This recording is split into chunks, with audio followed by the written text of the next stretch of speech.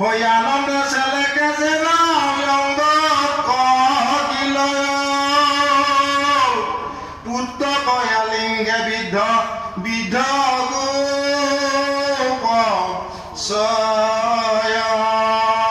জৰে নিৰহৰি সতে তনু ৰোমাঞ্চিত মিলে ব্ৰহ্মাণ্ড দেখো কিনো বিপৰীত জগতৰে আত্মকৃষ্ণ তাত জনমতে অনুসৰণ যিটো স্নেহ আছিল পূৰ্বতে সেইমতে নিজ প্ৰণয় অতবাহে স্নেহ অসমৰ দেখো আজি পৰম সন্দেহ মূৰতি হৈ অসম্ভাগ আতিৰে কদয়া দেৱে বাও ফুৰে কিবা পাতিয়া আছে মায়া এহিমতে গুণি পাছে বুলিল অন্তৰাম জানো মোৰ স্বামী কৃষ্ণৰে সেইটো কাম আনৰ কি মায়া মোক মোহিবাক পাৰে এহি বুলি চিন্তিলন্ত ৰোহিণী কুমাৰে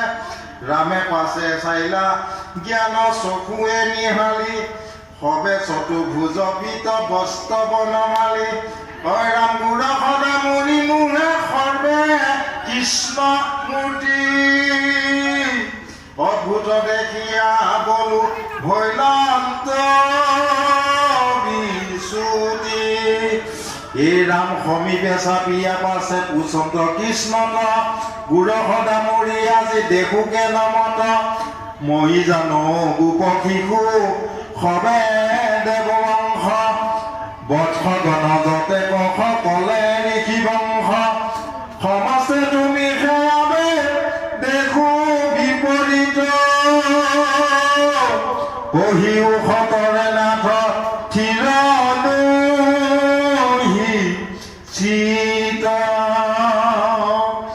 হেন শুনি হাসি হৰি দিলন্ত সিদ্ধান্ত এ নাজানা দাদা তুমি হব বিতান্ত